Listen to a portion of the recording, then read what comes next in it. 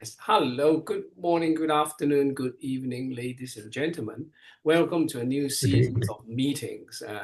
Um, we shall start, of course, with the September meeting, and we have at least a couple of people who have prepared stuff for us. So, and without further ado, I think it's going to be a relatively long meeting. So without further ado, I'm going to start with, say maybe Duncan. Yes. Would you like to start first? Right. Yes. Yes. Okay. So I'm just going to uh, get off my thing. Right. Okay. You want to share your screen? I had done. You have. All right. Okay. You see it? Yes, yes. Yes. Yeah, good. Okay. No, Right. I can only see Andrew's slide. No, I have to take mine off.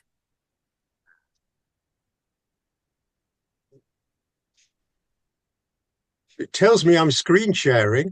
Yes. Now I've It just should be got okay you now. back. Yeah, please share. Yeah, I have to get mine off first. Yeah, where's that? Can you see it now? Yes. Yes. Yeah. Yep. Okay. This is really the third part of following on the previous two presentations I did on the Imperial Airways feeder service. And this is on the sort of developments at the end of 1937.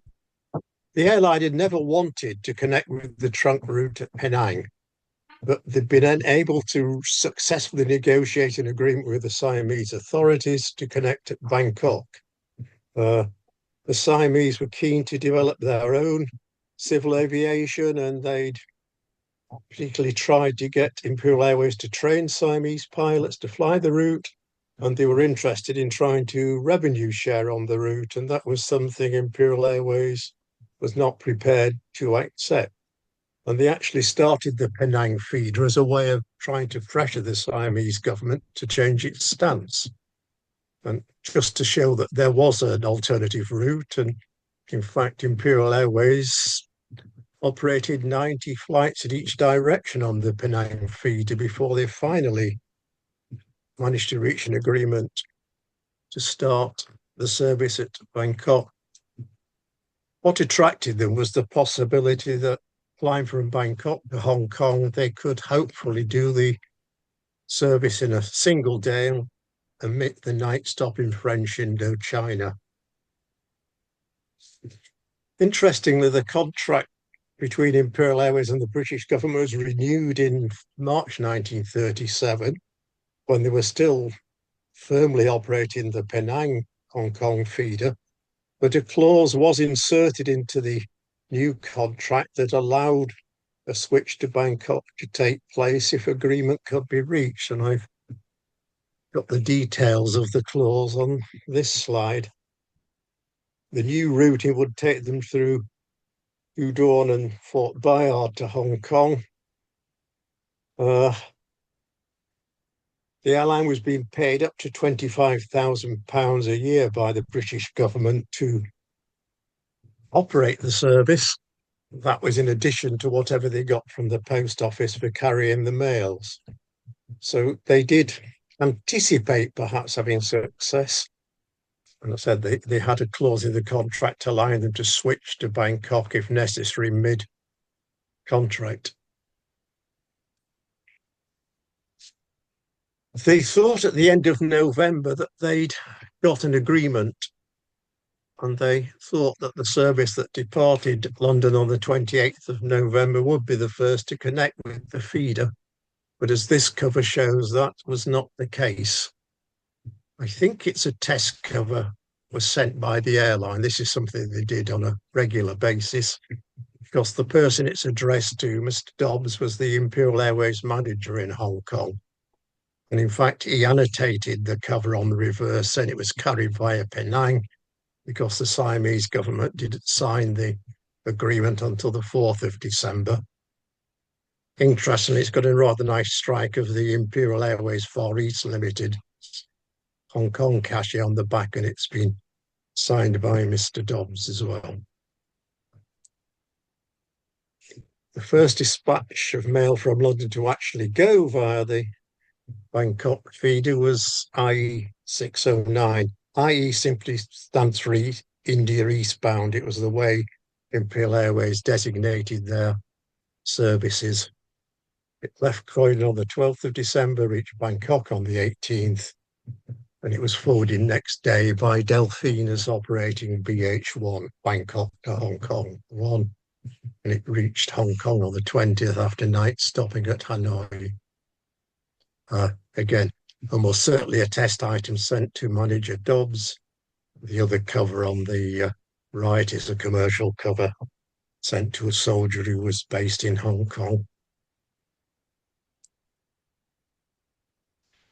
You can find covers actually just prepared in Bangkok. The interest in this one is that Mr. Finnegan was actually one of the Imperial Airways pilots flying the feeder service.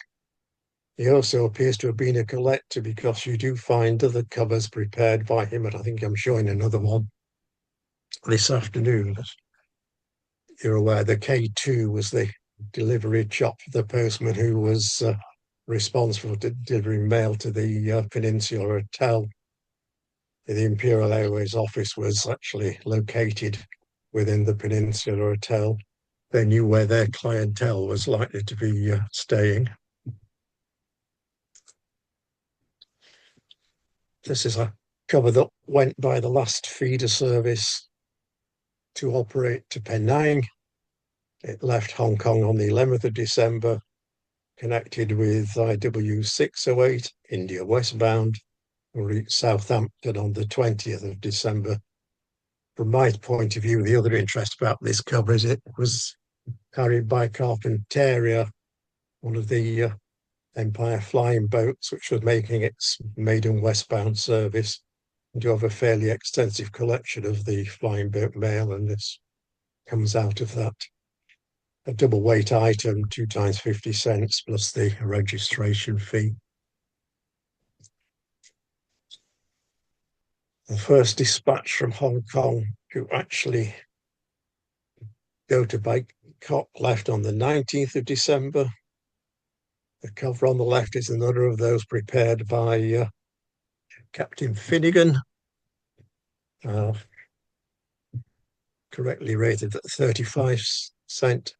The other's quite interesting that it is a paquebot cover, which had been landed at Hong Kong from a British ship and therefore had a franking of British stamps, and the 6p franking is the British equivalent of the 50 cents rate.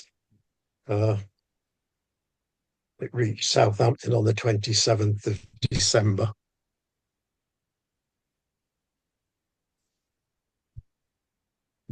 The next development came in March when the feeder service became twice weekly rather than just once a week. Services were now flown out of Hong Kong on Tuesday and Saturday. The extra interest about this cover, it was posted at the Umati branch office. I had to borrow this back from Susan because it now sits in her branch office, cancels. Reached Southampton on the 5th of April. And again, it was the first service to dock at berth 101 in Southampton docks. They now had a jetty protruding into the dock, so the flying boats could be pulled right alongside. There was no more being transferred from aircraft to boat to be brought ashore.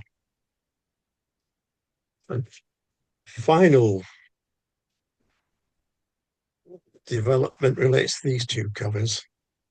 The cover posted on the 9th of April on HB20 was the first service to actually fly through to Bangkok in a day, no longer night stopped in China. This was almost certainly a trial flight because the announcement said that the one-day schedule officially start on the 14th of April. The cover on the left was dispatched on the 14th of April, but it certainly didn't make a one-day schedule to Bangkok. The aircraft developed mechanical problems. It was delayed at both Hanoi and Vientiane and didn't actually reach Bangkok until the 17th of April. It missed its original connection and was forwarded by IW 465. But that sort of updates where I got to last time with the introduction of the Hong Kong Penang feeder. So that is it. Very good. Thank you. Yes. Right. Stop sharing. Yeah. Okay. Any questions? Except what a wonderful update. You know, some nice covers. Yeah. Where did you get all these covers from? Well, about 30 years of collecting them. Yeah, I don't buy much now, Andrew, at all. I think No. I bought one in the last year. Yeah. That's right. Yeah, as the dates are very, very important. I think there's some similar stuff, you know, on various auction sites and things like that. But you know, as the date is really that you want. Yeah.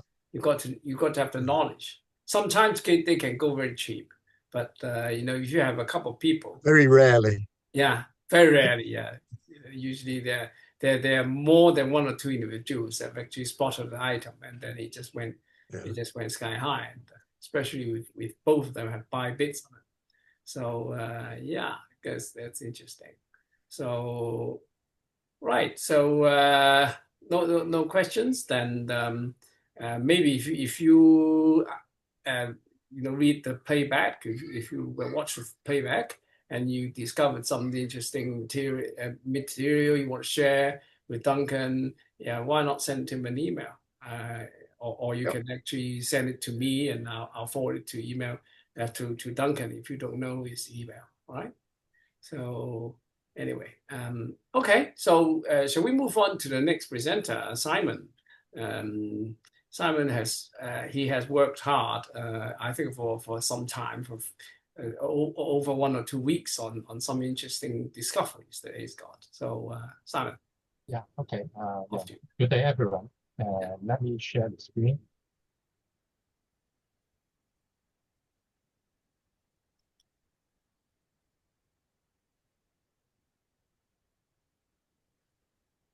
Okay, can you see my screen? Yeah. Yes.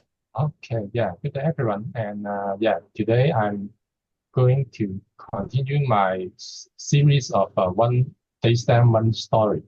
And today I'm going to talk about the small KBCDS on steamship Marburg purpose. And yeah, my name is Simon Choi. And yes, okay. Let's start with SS Marburg. In fact, it was built in 1900, and in fact, in 1906, it was transferred from Norddeutsche Lloyd to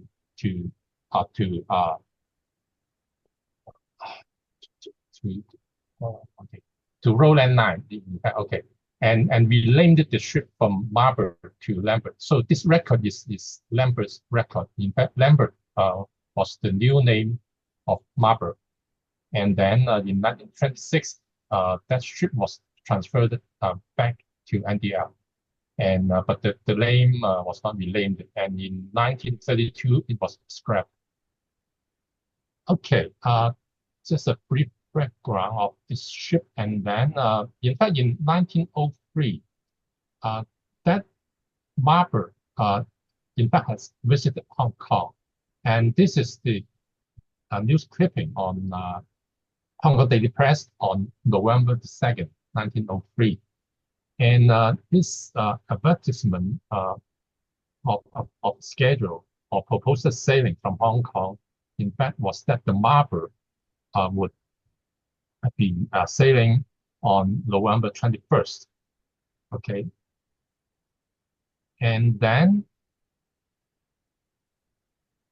on November 23rd, the Daily Press updated something, probably because of the delay of the schedule of Marburg.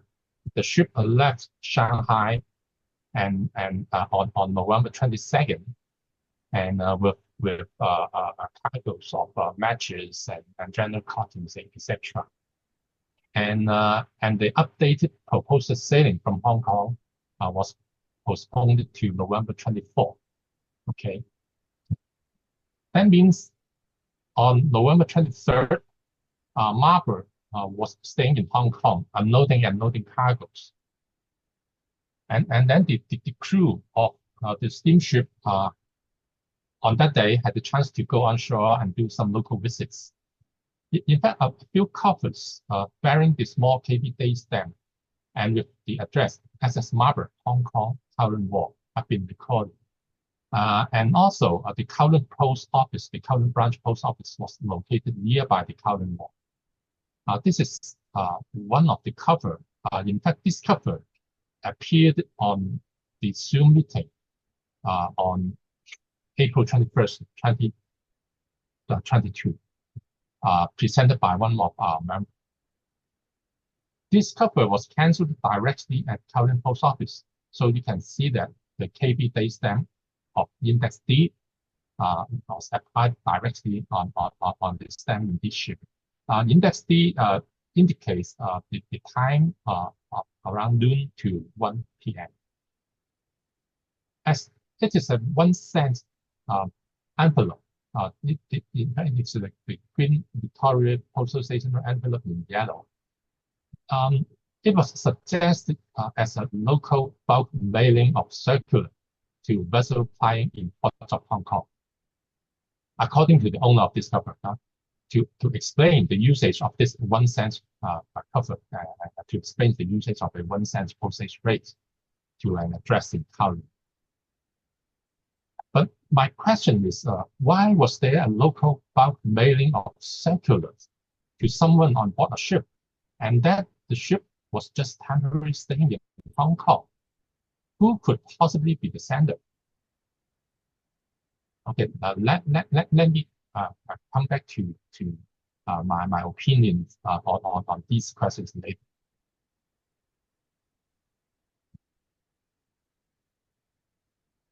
Okay, this is the one I've just shown.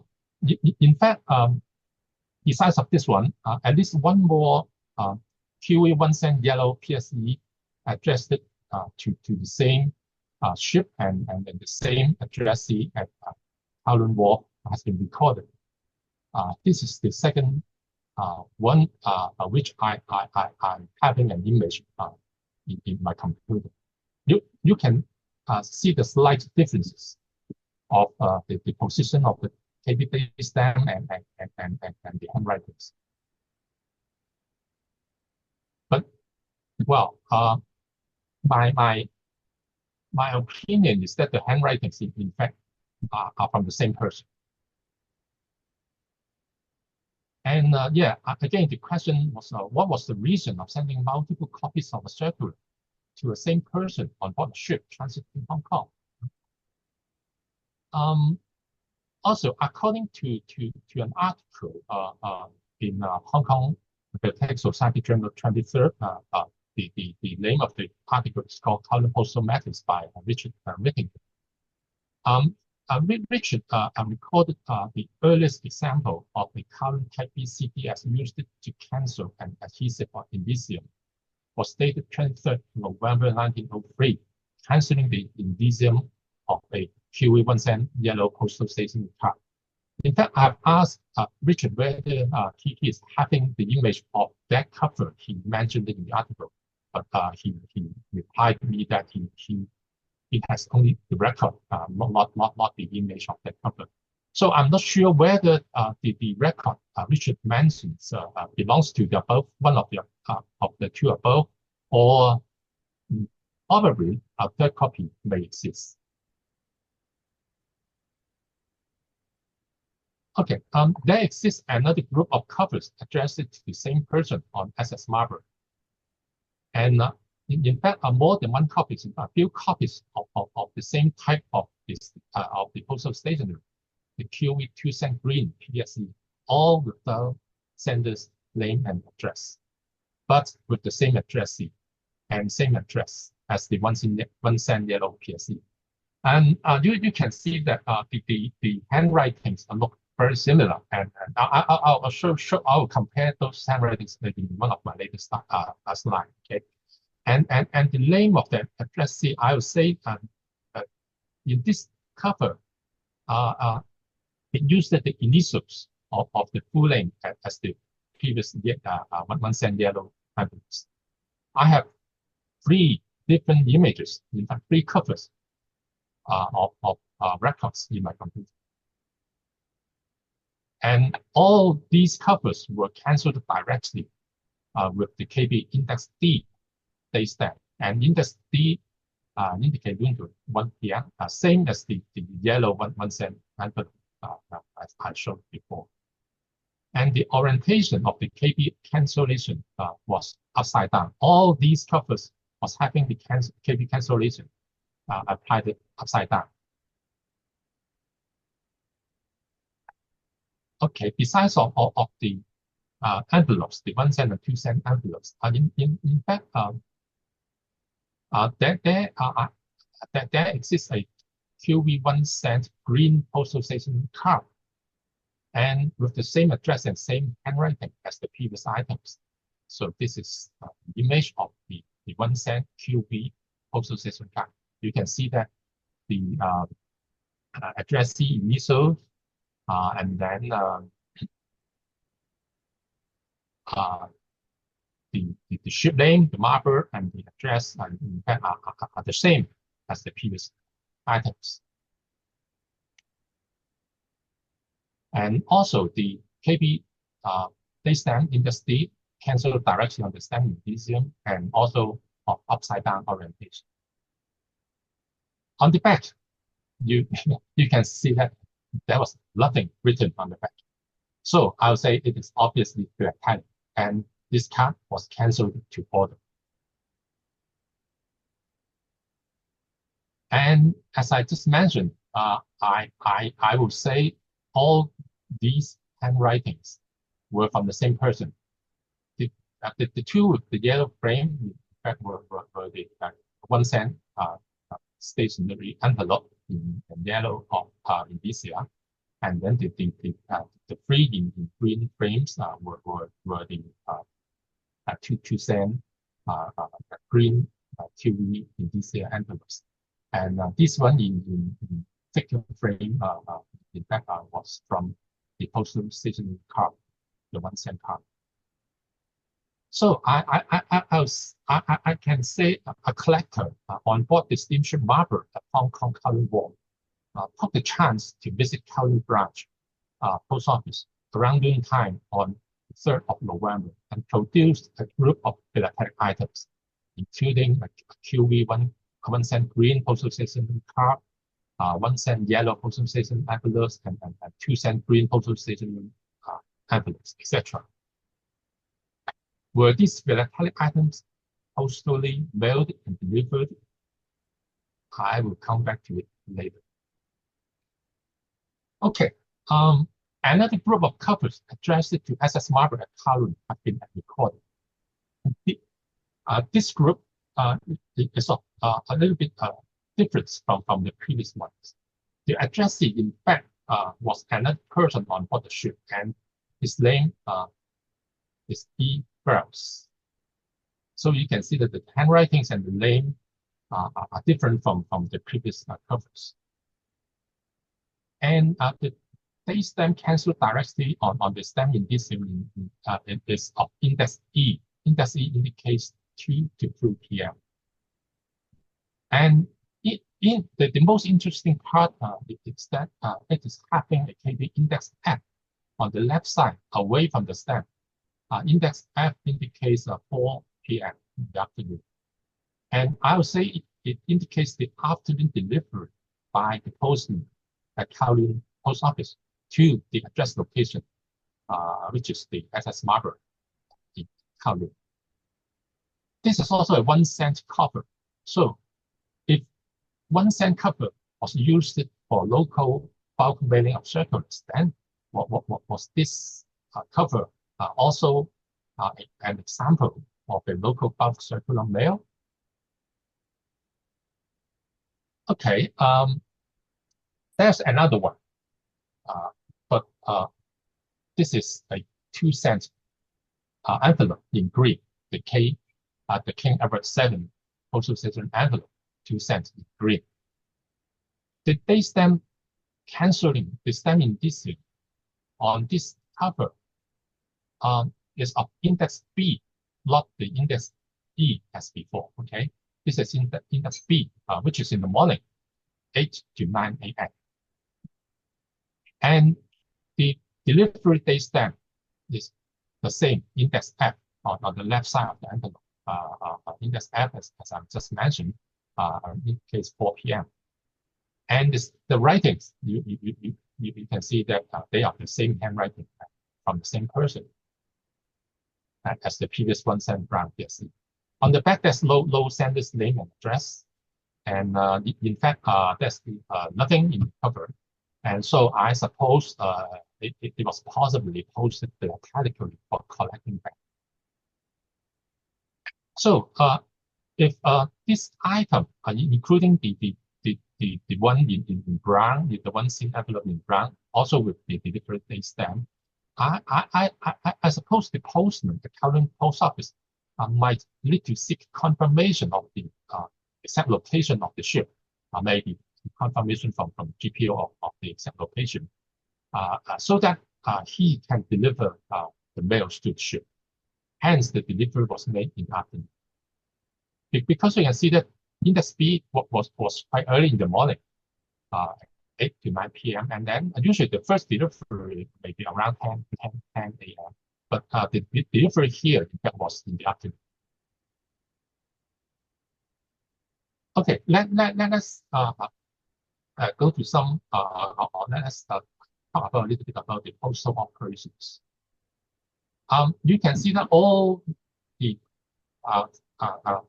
postal items I just mentioned, I've shown, in fact, are having the stamps or indicia cancelled directly at Kowloon PO. And according to Richard's article, Kowloon Postal Matters, during the period from 1899 to 1909, mail subsequently handled by the GPO was date stamped by the clerk at Kowloon PO away from the adhesive or indicia. And this case, it is the normal case or most of the examples that you can see, in fact, belongs to this kind of arrangement or this kind of operations with the stamp cancelled in GPO, while the KB date stamp was cancelled away from the adhesive. But only mail sent from Kowloon to an address in Kowloon required the adhesive or indicia to be cancelled by the clerk at Kowloon PO. So all the above covers sending to SS Marburg or addressed to SS Marburg, and with the steamship berthing at Kowloon Wharf on November the 23rd. So these cancelling directly on the stamps on indicia, in fact, complied with the prevailing postal operation. And I also believe that all these items or all these recorded covers or cards might have been purchased from the Kowloon post office nearby Kowloon Wharf.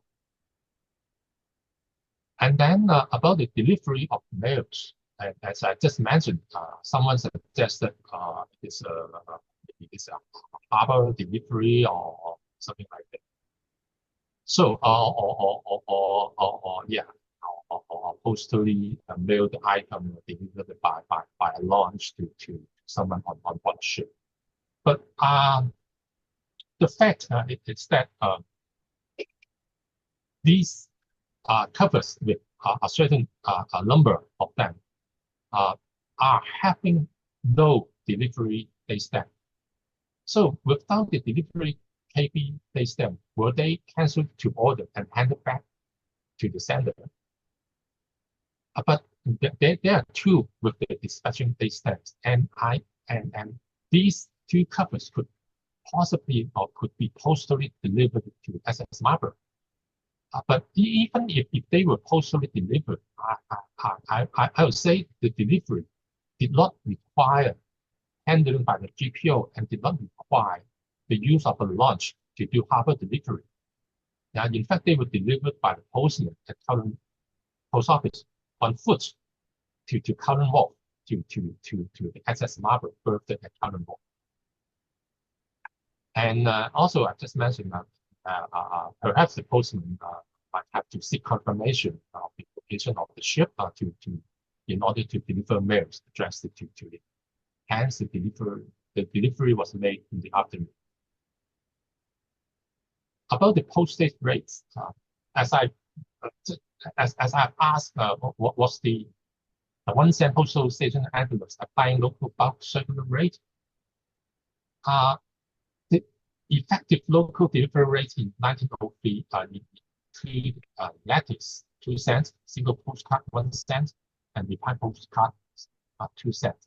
And also rate for local circulars. And those circulars had to be in batches of 10 or more, uniform size and weight, not exceeding 2 ounces. And each circular this batch should be paid 1 cent each. And there's also one restriction on the local circulars. Those circulars will invariably be delivered at places of business, unless special arrangement is made for delivery at private houses. So, was a ship temporarily berthing in Hong Kong considered a place of business? And who in Kowloon Chimsa area would send circulars in bulk, which include several duplicated copies to someone on board the ship? It is really strange, huh? And you know, at that time, Kowloon was shipped to the British just several years before, in 1898, and Kowloon at that time, in fact, was just having, especially the Chimsa area, was just having the wharves, the ships, and so the populations might possibly be the Indian troops, or the CEF troops, or the crews from the visiting ships, or perhaps some local residents. The Marburg collection, in fact, include the 1 cent postal station envelope, the 2 cent envelope, the 1 cent card, plus some other postal stations of rates 4 cents, 5 cents, which I have seen before, but unfortunately, I did not download the image of those 4 cent or 5 cent images at that time. But I can remember I have seen those stations of 4 cents and 5 cents sending to an address Marburg. So, my opinion, all those postal stationers were purchased at Kowloon Post Office, and most varieties were in multiple copies. And most were cancelled at the post office counter, handed back on request. I mean, all those without the delivery date stamp. But those with the delivery date stamp were posted for delivery to SS Marburg, Kowloon. And therefore, whatever postage rate, whether 1 cent bulk, 1 cent local postcard, 2 cent local letter, or other overpaid rates, 4 cents or 5 cents, did not matter. All were having no content and were philatelically produced for collecting purpose. Okay, a little more points about the SS Marburg. In fact, SS Marburg was carrying mails from Hong Kong GPO. You can see the post office notice on 23rd of November 1903. So the mails will close for Singapore and Colombo per Marburg, and the closing time of the mails in fact was Tuesday 24th, 4 p.m. And then the next day's Hong Kong Daily Press advertised the status of the ships. And in fact, SS Marburg for Hamburg was at the Harbour Master's office on 24th November. And then the news, the updates for SS Marburg was that it was on departure on November 25th. So a timeline, on November 19th, it left Shanghai for Hong Kong, and then on 22nd, it arrived at Hong Kong with matches, cottons, etc. And on 23rd, it was Kowloon Wharf loading and unloading cargoes. And on 24th, I suppose the ship was in Korea Harbor awaiting clearance at Harbor Master's office and receiving from the GPO launch for contract mails to Singapore and Colombo. And then 25th November, departure. So a German word for have a good ship, Guten Reise. I hope I pronounce it not too bad. Okay, and this is the end of our presentation, and thank you for watching. Thank you very much. Yes. Mm. Do you think those covers actually without I think was it to Friedrich or something like that? Yeah, without the arrival Kowloon hand stamp, the date stamp, could they actually be blank? And then the address was written later. I believe in fact all those covers without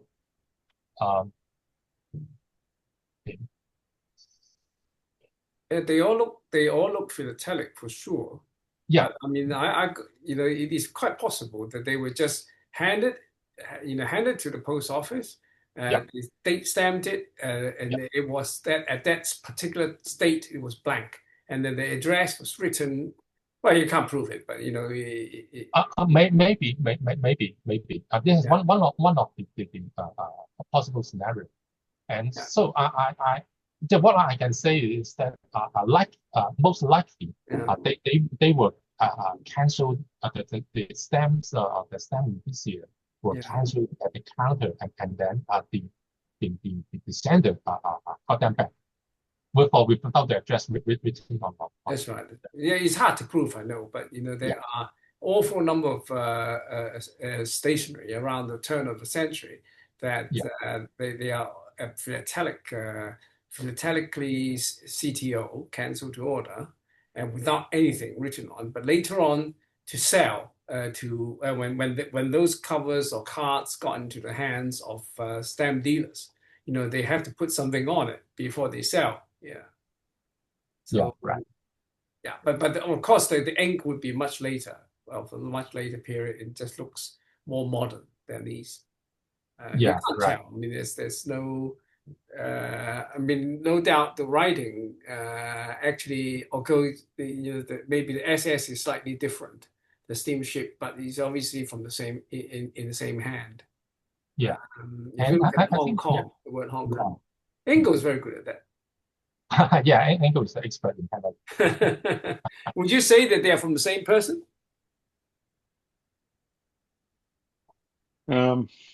Yeah, they definitely look like they're the same handwriting. Yeah, but although with slight differences in few letters, but generally, if you yes, because they were not written by a machine pen, not signed by machine pen like one of the presidents in British country.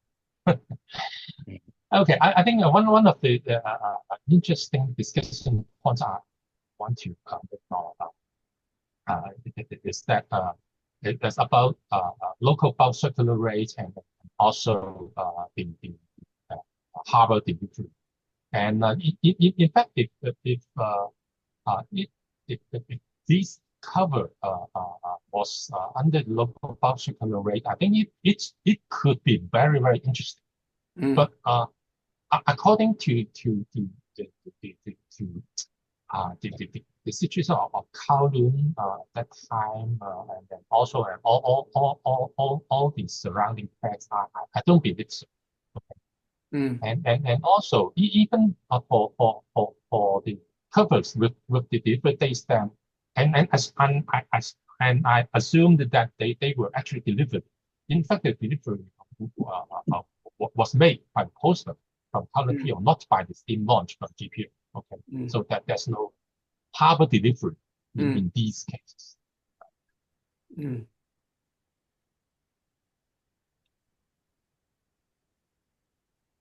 Okay.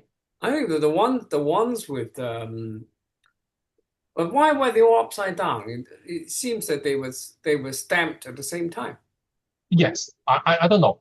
Interesting, huh? Why they all the KBs were upside down? I don't know. You see where they whatever index letter is.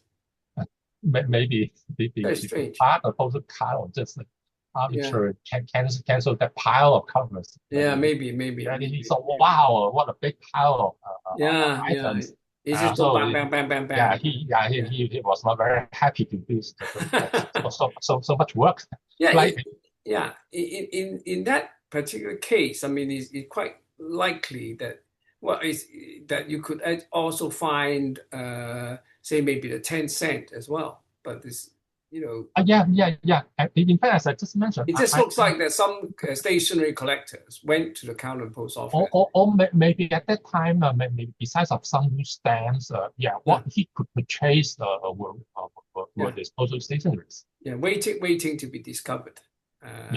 So I mean, it's likely that he just went to the post office and say, look, give me all your different postal stationery items. And then duly, of course, the postal clerk would gave him all these items, and he paid for it, and then he stamped, and then asked him to stamp it, each one. So, but in fact, you can notice that for the 1 cent envelope, there is a yellow one, the QE one, and also KE, there's a KE7. So which means that the post office is selling both KE and QV stationaries at the same time. Yeah, I suppose so. They could until the QE stocks expired. Yeah, they could sell both. Yes, like well, currently you go to the post office. They were selling the rocks as well as the new stamps. The two kinds of definitive stamps were being sold at the same time. Yeah. Okay. Any more questions? Okay. Thank you. Thank you very much, Simon. Is a thorough research and very, very, very interesting. All right. Good. Anybody got anything they want to share? Okay, Adrian, you got something? I've got something that you want me to talk about. you sent me an email. Okay, maybe let's see what I've got here.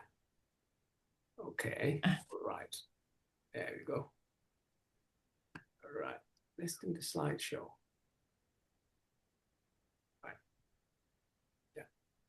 Can you see my slide? Yeah? Or is it too big? Oh, I think maybe it's a little bit big. Anyway, okay. Right, what I want to show, let me see. Okay, well, I go on to the first slide, which is Philakorea. Okay, congratulations. Now, Ingo, don't be disappointed. I've got yours in highlight. I even taken a picture of it, of your excellent exhibit in Philakorea. So that's thank you. Yeah. You are now well recognized by both Hong Kong Sunday Circle and the Hong Kong Philatelic Societies, and anybody actually watching the Zoom will know what kind of beautiful one frame exhibit that you've got at Philakorea, and 88 points is very high. I mean, it amounts to well, they don't give. I know they don't give medals, but that is a very, very good effort, especially for a relatively modern, I would say, exhibit to some of the senior judges. But this is really well done, and it's with beautiful use of a double page for a huge cover on the second row, and then you can see, and then on all the staggering of the covers on the third row and the fourth row. It's very well. It adds interest to the frame instead of people just having one cover up and down. Like the second second cover. Well, the page two, actually, we call it page two. Well, there's nothing wrong with doing this, but you every single page like that, I mean, the judges find it a bit boring. So, but these arrangements here is very interesting, and I think you make use of a double page beautifully. You're having 4 items. I think the 4 items on the double page. So this is a top mark. The presentation is scored out of 5, so you got full marks for this page. Okay, congratulations. And sorry, Andrew. Before you close it, I would like to ask Andrew, how did you print out those double pages? It takes a special kind of printer, and I'm very lucky. One of my stamp buddies who lives about 1 block away from my house has one of those oversized printers, so I can print my a double-sized page on his machine. I just go and do a visit, pay him a little bit of money for the ink, because when I do my exhibits, I usually run about 3 or 4 copies to get the registration right, and it takes a lot of sampling till you get it exactly right. So I use a lot of his oversized paper and ink. So, like I say, I gave him a little tip, but very happy to have it. I'm considering buying a printer for those kind of things, because future exhibits, I might do the entire exhibit in the oversized pages. That's quite a trend here in Canada now. Yeah. Okay. Yeah. Thank you. But beware, though. Beware, because I think actually it's the 3 sheets on a row is quite good, whereas the double page sometimes I've seen people actually putting 2 covers on left, 2 covers on right, as if they have just basically all they need really is two single sheets rather than a double page. So but 3 sheets to a row is very good, because I mean you can actually show some of the modern covers are a bit longer, and then maybe not as long as your large multiple pieces here, but they're a bit long, especially the airmail ones. They're a bit longer. So I think 3 sheets to a row is a pretty good size of page you use. Yeah. For modern, you're right. This is a new trend. After a lot of people went to the double-sized pages, my colleague Jean Wang, who does thematic philately, has gone to the 3 pages, and I'm intrigued by that. And she says for that you don't need a special machine. So I'm going to figure out how she does it, and that might be my next thing, is to go to the 3 square pages. Oh, maybe it should the thing about maybe. I don't know. I thought you the thing about the oversized pages, whether the square ones or the oblong ones, like the one I have, it gives you more real estate to set up your exhibit. Yeah. The 8.5 by 11 pages, the standard A4s, are very crowded, especially for postal history. So I like the idea of the bigger ones, where you have a lot more real estate to work with. The other thing, actually, I actually didn't judge your exhibit, but I actually had a feedback session with the exhibitors in the multi-frame classes, and I learned the idea from the previous Shanghai exhibition in December last year. And there's a lot of exhibitors actually nowadays using QR code to show their personal research. Maybe they've written an article on some magazines or something, and then they actually use a QR code, and then you all you need is a cell phone, and then click it. You can see it, rather than actually have an extensive description of what he wrote. And it just also shows that actually you have done the actual research, a proof of your research. So you've got to be careful where you put it. If it's just on some public website, they might disappear. But if you maybe have your own website or some as a permanent website, it's always very useful.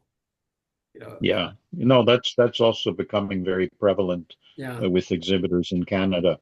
I'll give one more personal note on that large oversized cover. I bought that in your presence, Andrew. I was at the Hong Kong show. I just can't remember which show it was, but it was in the early 2000s. 2015 must have been. I think 2015. I was there on a business trip, and I came to the show, and I bought that cover from Wright. Oh yeah, the guy from Thailand. Yes.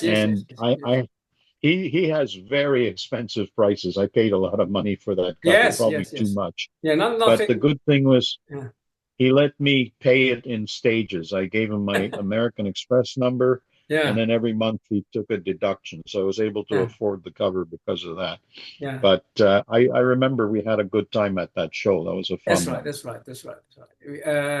Yes, I think it was one of the Hong Kong Stamp Banks show that you came, and I mean he's always has some marvelous materials. So if you could afford his price, I mean that's excellent. Well, but really, he has good material, but things are really. I think he paid a lot for them, so he can't afford to sell it to you cheap. Right. Anyhow, so a little bit about exhibition. You can see the state-of-the-art exhibition hall is in a district of Seoul called Bangkok, and it looks brand new.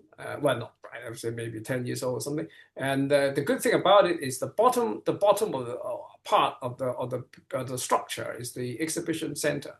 It's actually on the ground floor, and the second floor and the third floors are meeting rooms. And the top is the hotel.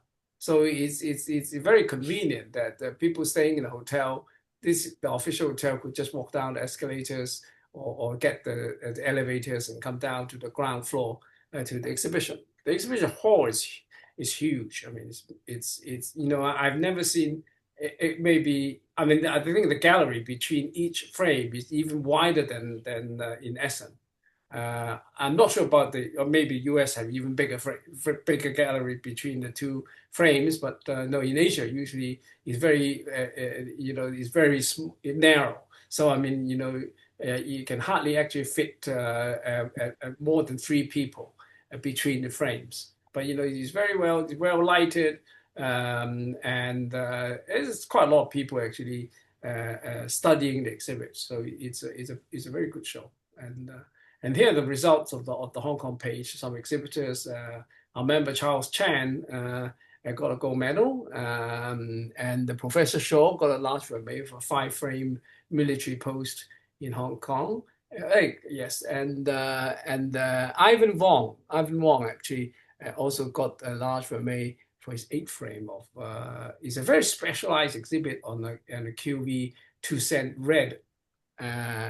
Stamp, which is I'm quite amazed that he actually only collects this stamp on covers, but obviously some of them would be mixed with other denominations.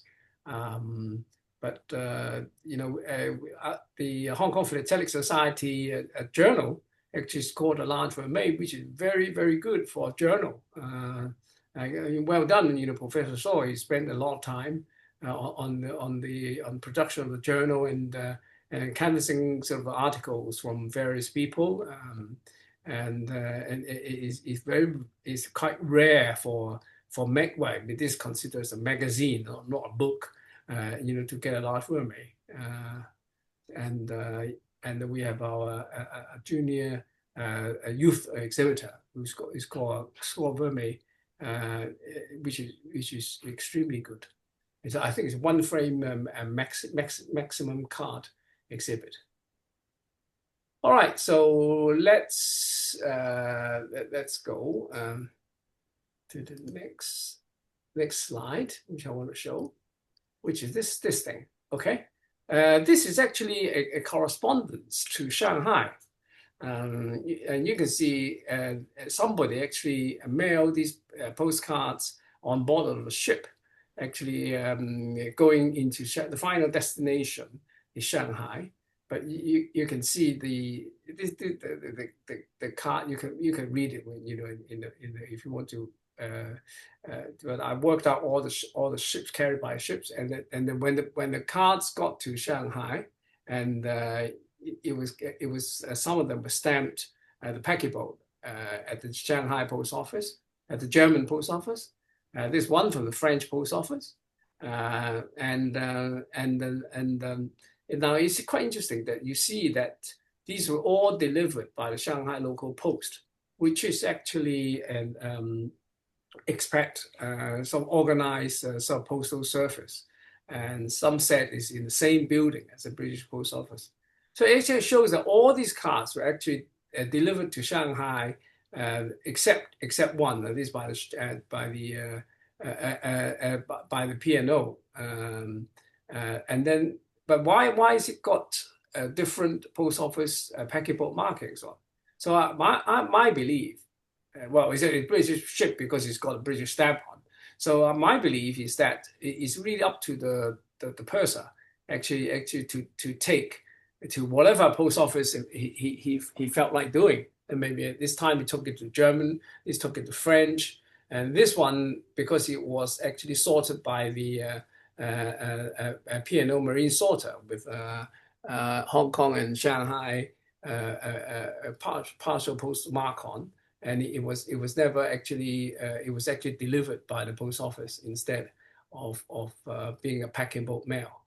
So this one is quite interesting because this one actually had the Colombo CDS cancelling the stamp, and a straight line paquebot of the Colombo in Ceylon, and then the ship actually took the cover to the Shanghai, and it was delivered by the British post. It had the British post office arrival marking. Okay, so the reason why I'm showing this is just that with paquebot mail, is really up to the purser or whatever on the ship, or the captain of the ship, to actually take to whatever post office that he felt like. But in Shanghai, you've got all the different foreign post office, so it's up to him. So that's why you got the German, and this is interesting. The French one.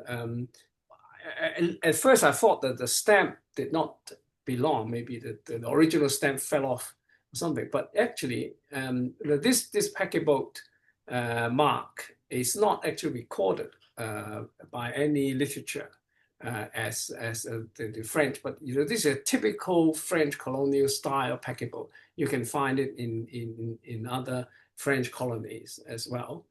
So it's a good reason to believe that this paquebot mark was struck by the Shanghai French post office.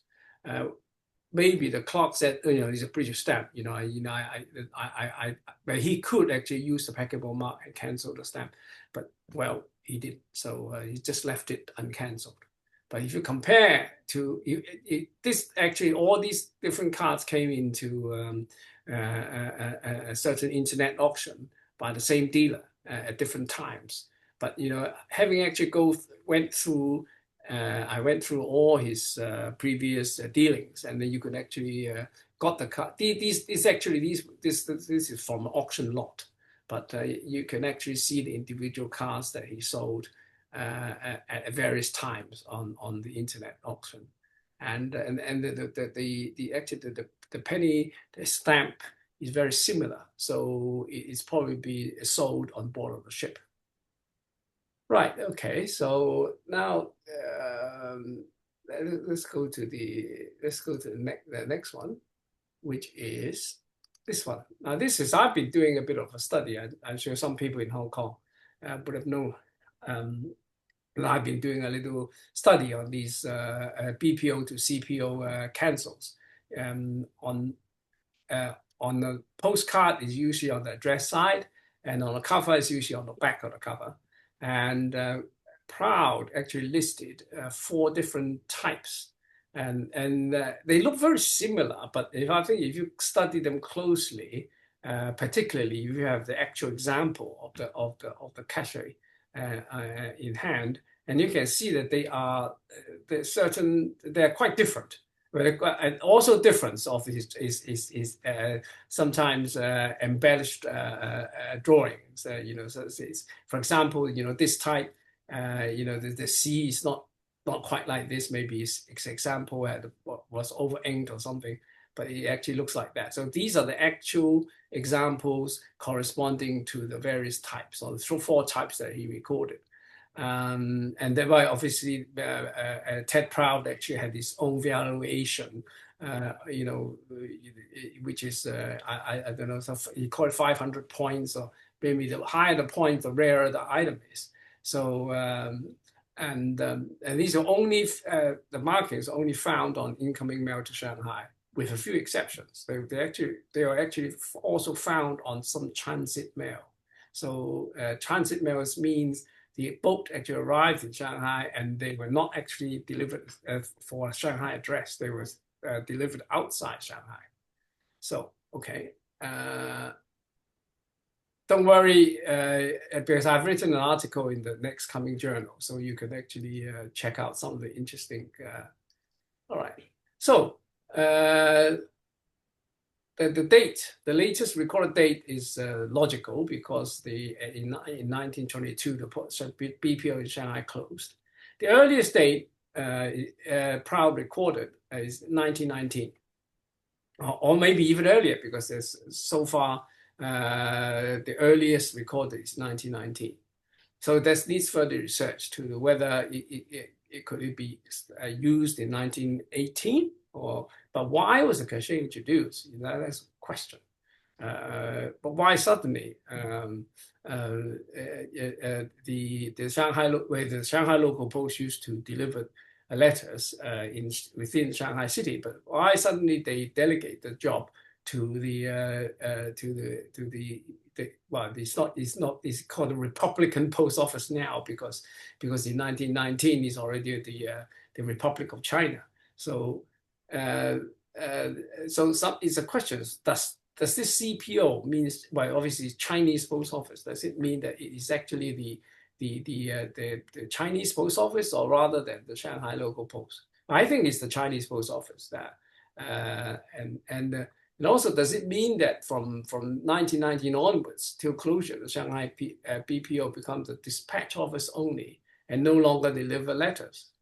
You see, and also, does it appear on every postal item, or just struck on top of a batch? Which I think is probably, if you have a batch delivered, I think it's most likely it's only struck on top, because just consider thousands of letters actually came into Shanghai, and it's just, even with 4 different types, or okay, given maybe one still haven't been discovered, they're not rare. I mean, you find them from time to time. And then I think, with the volume of mail coming into Shanghai, I mean, it's not possible. And there obviously there are lots of letters. Furthermore, lots of letters actually without this marking. So it appears to me that this is only struck on top of the batch, rather than actually on every single letter. And this seems to be a dispatch marking used by the Shanghai British Post Office. And the date matches with the arrival CDS, and time is every half an hour from 9:30 a.m. to 20, which is 8:30 p.m. So, but however, my sample size is very small. I mean, it's only less than 30. I mean, and contributed by these various individuals: Scamp, John Tang, Susan, of course, and B.M. Wong and Bill Longley. I'm sure that the Ingo would know who Bill Longley is. It's a famous Canadian auction, and then of course the eBay. Yeah. So it's a nice guy. Actually, he Bill had a cover on his website, which I said, wow, and you can actually buy it now. So I actually bought it. Not very expensive, but later on. He told me they sold it already. So it was a bit disappointing, because that was actually the BPO one was actually struck on transit. The letter sent from Canada was actually going to northern China. So it was excellent item, which I have. Yeah. So this is actually one of the covers with Bill's cover. You know, going to I think it's called to North Holland, Honan. Well, it says it's not north of Shanghai. So this is actually acted as a transit mark. So you can see all these marks with the Shanghai BPO cancel. It's from all different ships. It's not British ships. I mean, it's from but they actually the mail actually went through the British Post Office, and you can see all the wonderful delivery marks and on the cards. And this new delivery, new ERD of this type, and you know, so just some examples you can study at leisure when you go through this again. So this is some interesting item. This is one of the very interesting item, which is actually it's a ban, newspaper ban from Switzerland, and you know, I think it's the only newspaper ban in the samples I studied. And it's very, I think it's quite, I'm quite surprised it actually survived. Certainly not philatelic. And then you can see this is actually illustrated in the Hong Kong Study Circle, these scams from Iraq, and this is some earliest and latest date. So I'll go on. All right, so that's my story with this BPO and CPO. You can read my articles in the. Can I go next? I'm sorry, it's getting very late for me. All right, okay, yes. After midnight. Yes, all right, okay. Okay, have a nice evening, Sarah. Okay. Can I show my PowerPoint? Sure, of course. Okay, I'll carry on with mine later. So. Oh, I'm sorry. I thought you'd finished. No, nearly finished. No, so finished, okay, okay. yes. Nothing. You carry on. I promise not to fall asleep. No. Carry on. Yeah, I'm just going to switch off first. Yeah. Yeah. Okay. How do I? Sorry. Okay, you want to share yours? Yep. Yeah. Okay. Right. Where do I going to? Can you see it? Stop sharing. I want to press stop sharing. Yeah. I'm still sharing, right? I don't know. Can you see mine? No, we see you still see mine. Andrews. We're seeing Andrews, yeah. Yeah. Oh, Is it off? No. No, still not. Still not off. I hate PowerPoint sometimes. Yeah. No, it's yeah. Okay. Right. Okay. Now, can you see? Can you see now? No. Not yet. Uh, I certainly have stopped sharing now. Yeah. okay, I've done share on mine. Yeah. Have you selected the display? Yeah. You select your display. When you press share, you get your display. Yes. Yeah, there you go. Yeah. Right. You got it? Yep. Okay, good. Well, you all know that China overprints on the King George V, and there's 2 watermarks. Mm-hmm. Nothing's come up yet, Sarah. Nothing's come up. You haven't got the. It just says you there. There It it is. Got it. There Here it is. it is. I still. Okay, next one. I was interested in the position of the overprint, so I looked in the literature, and there's really very little. I mean, it says that there's a basic plate of 6-point by 2 overprints, which is doesn't quite fit the stamps, so there's a little drift, a little bit of variety. The other book, Halewood and Anshaw, says much the same, and Gibson Smith says exactly the same as Perrin. If you look at these, maybe you can see, well, a slight drift, but it's not of particular much interest. Then we go to the variations and the errors.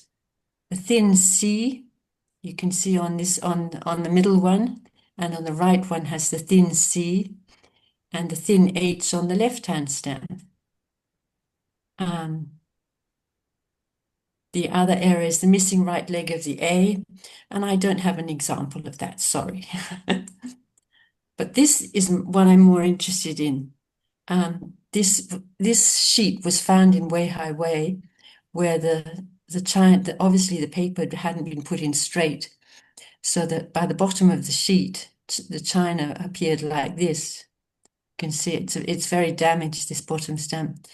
But then lately I found these other ones, and I mean, if you look at this one on the right, the word China is slipping further and further to the right. And this one here, the China is slipping to the left. So I would be interested to find more of them. Okay, hold on. And then recently I found these 2-cent ones. This is a very ugly one, but the word China is very, very displaced to the left this time. They're not actually a block. I just squeezed them very close to each other. They're separate stamps. And these ones I've found lately, where the word China is very far to the right. You can see on all of them, which is quite interesting. And then, interestingly enough, this is the one on the multiple script one, the 6-cent multiple script, whereas the other page, the page before, is the multiple crown. So I have no idea why the overprint would be displaced slightly on both of the 6-cent ones. It seems very strange to me because they were printed completely separately. So if anyone has any nice examples of these, Susan, you might have some. I'd be interested to see them.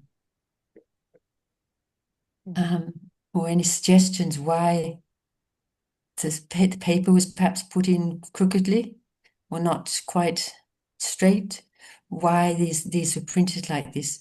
But they're very interesting and I like them. It's a lining. Yes. Yeah, alignment of the plate or the printing plate versus yes. Yeah. Yes, but it's strange that they haven't been found previously. I mean, there's no mention of these ones in the famous the one is a 4-cent red with yes. with this one is the famous one. Yeah, it's always yes. Achieve high prices in auction, with the yes, the sheet found in Weihai Wei in 1922, I think it was. Yeah. You can see mine is very damaged there. But there's no mention of, I mean, this 2-cent one. No. And maybe they're forgeries, but no. Well, you can tell whether they're forgery or not by actually looking and see whether they are a typographed. You can see it's like the letter press. They press very hard, and you can actually see indentation on the gum on the other side. Okay. I think used might be a bit difficult because used, usually is a bit flat. But the mint one, certainly you can see the gum indentation on the reverse side. And the forgeries do exist, but I think that the types are less sharp. Not worth it, is it? No, they're not forgeries then. Yeah, I think it's unlikely. It's not valuable. Or maybe the error is very valuable, but I don't think they're forgeries. No, but I don't think. Having said that, I need to look at the real item, of course. But yeah, and then of course the overprint would be identical in every single stamp. So all you need to do is to compare the overprint with when you've got 2 stamps and just compare the overprint, it would be the same. Yeah. Well, anyway, and why this 6-cent of the later issue, and the overprint is very, very high, so it's not really misplaced to the left or the right. I think the alignment, it could be high, it could be yeah. But it's unusual though. Could be low. Yeah. Yes. Mm. Did you ask what's his name, Gibson Smith, Ian about it? No, I didn't, but I've sent him. He's got my example illustrated on his website. Yeah. He's done quite a bit of study on the China one. Yes, but I sent him my examples, and he puts them. He's got, I think it's that one at the top Yeah. on his Yeah. on his website. Mhm. I've given him that one, and I'll send him copies of these ones to put Yes. up. Yes. And the 2 cent. Mhm. You see, that's the 2 cent is very far over. Yeah. Susan, have you got any of them? I haven't any offset ones like those at all. No, sorry, Sarah. Nothing to add to the list. It's funny that they just popped up recently in auctions. Really? Oh. Yeah, Sarah, I saw 2 lots on eBay which I missed out on. Yeah. I don't know if that 6 cent block was one of them. I think it was, and it's Yeah. I watched it. I didn't get it, and then I saw somebody bought it, and was actually dividing the block up Oh, really? and selling them separately, Oh, really? which upset me. But But then there were 2 lots like it. There was another lot. Yeah, I didn't get the other one. And Winston in Hong Kong bought one and sold it to me. So I watched it go from that English eBay bestseller Yeah. around the world like that. Yeah. I don't I'll know tell who you, got the other one. Sarah, I'll tell you what upsets me. I have Yeah. hundreds of the China overprint stamps, and I always look at them very closely for shifts. I don't Yeah. have any. Yeah. Like when I see an array like Yeah. this, you have so many different ones on the 2 cent, the 6 cent. Yeah. It just, where do you get these things? Because I have hundreds, Yeah. and there's not one variety. It's like, That's right. Majority of them are pretty, in the same position, plus yeah, or they're well minus, printed. yeah, maybe 1 millimeter or something. But these Yeah. are dramatic Well, shifts. that's what's strange. I mean, you just never found any until recently. The big 6 cent blocks came on the market. Yeah. Who was sitting on them till then, and where were they? Because as you saw, there was nothing in the literature about them. Nope. So maybe a few more were Have you put. actually compare the overprint with the normal, Common Garden examples? Have you actually What do you mean compared compare it? I mean, compared, the shift and the normal ones. Are they exactly the same, or there slight differences? So I just wonder, In- because you told me that they could be forgery. The thing is, only by comparison you can tell. Well, I've got so wary of forgeries now. Huh? What? I've got so wary of forgeries Yeah, now. but as Engel said, he's got hundreds of these China overprint in the usual position. And all you need is one of these, and just compare to the variety, and just compare the overprint, blow it up, maybe scan it and blow it up and see whether they are identical. They look fine to me. Yeah, that's fine. Okay, fine. Then Yeah. it's okay. I mean, if you send it for certification, I mean, you probably get the certificate back as genuine overprint shift. Yeah. Well, I hope so. I wouldn't do it. I mean, we waste of money doing all these, so many of them. If they look identical to the identical, I mean, not only in the shape of the lettering, also in the inking as well. Yeah. Okay. Well, I'll get my magnifying glass. Yeah, get a magnifying glass, or actually peer scan at it a them bit closely. scan them and blow them up in the Photoshop or something, and that's even better. Yeah, and look at it. But so It's far, worth, I mean, it's worth actually checking, because as the unoverprinted stamps are not difficult to find, and if somebody want to play games, I mean, they could actually produce something like a pair your pair with the dramatic shift, if they want to do it. But just check. It's not difficult. It's just to check. well, whether you'd think if somebody was sharp. forging this, 4 cent, you'd think they would have done a better one than this. See how it's damaged. Yeah, no, but precisely where they find the damaged stamps, they put the fake overprint to enhance the value. Anyway, don't no, say that. I'm not saying that they're fake or not. It's you have to compare. You have to compare the overprint with the genuine ones. Yeah. Yeah.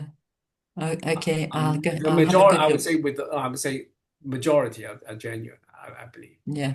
It's Okay, well, I'll say good night to everyone now, and I'll go to okay. bed. It's All half past right. 12. Okay. It's Have a half past nice. midnight. Yeah. Yeah. Sleep. Night, Good Sarah. night. Well, Okay. Yeah. Right. Okay. So great. So okay. So well, without further ado, so yeah, journal. Ingo, you want to report on the progress of the journal? sure.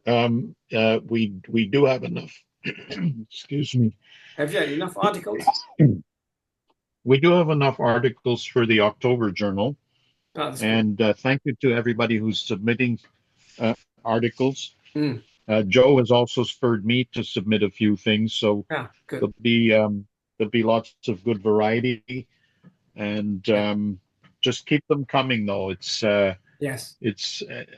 I'm and one other thing I'll report is that Joe Trousey, who isn't a Hong Kong collector yet, but he's decided he'd like to get into treaty ports. Oh, And there's a really interesting lot of treaty ports on an auction here in Canada.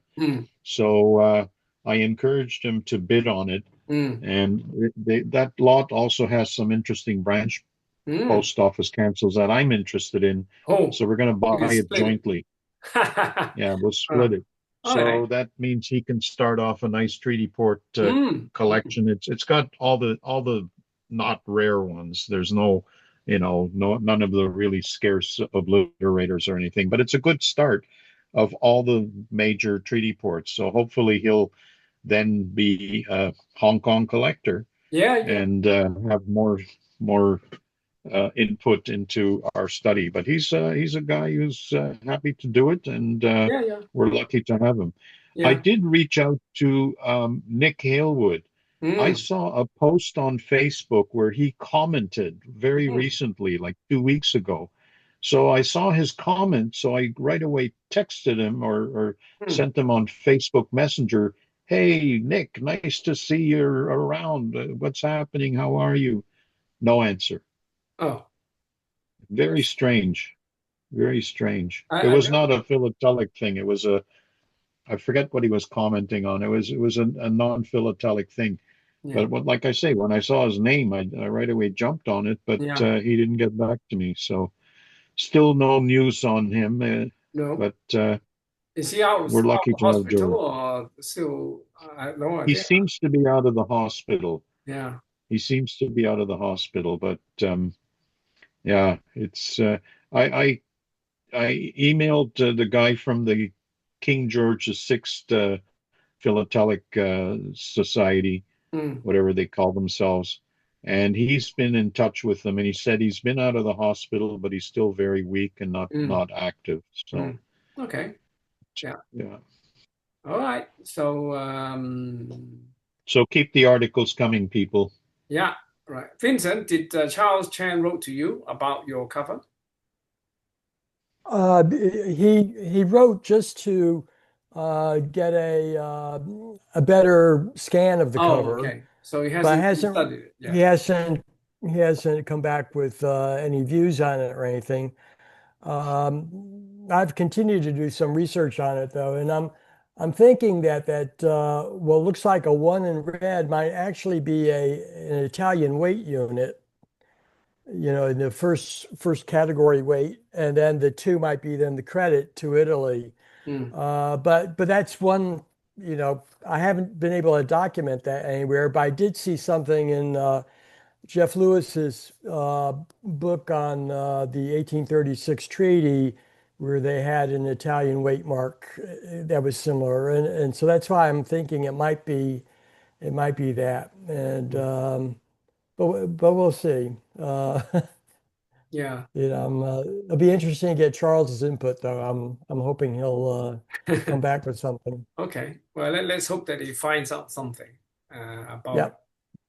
Though he's probably going to tell you that there's something a bit worrying happening at the bottom left corner with the repaired patch. I bet you that. Yeah, well, you never know. Yeah, it's not obvious on the scan, but once it's not obvious.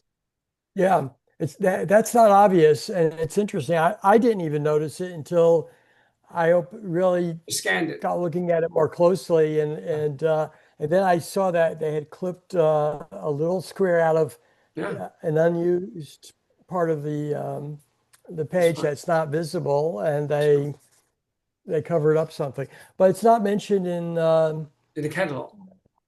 In the catalog, the exhibitor, or the even the under the certificate. Yeah, I just wonder. Yeah, it's not mentioned anywhere, so quite interesting. Yeah, but you see, that's the problem where it could be something original, maybe a stamp or something missing or something like that. I don't know. Well, I tried to see if a stamp could fit in there and so on and so forth. It's too small. It would be it's too small. It's impossible. It cannot.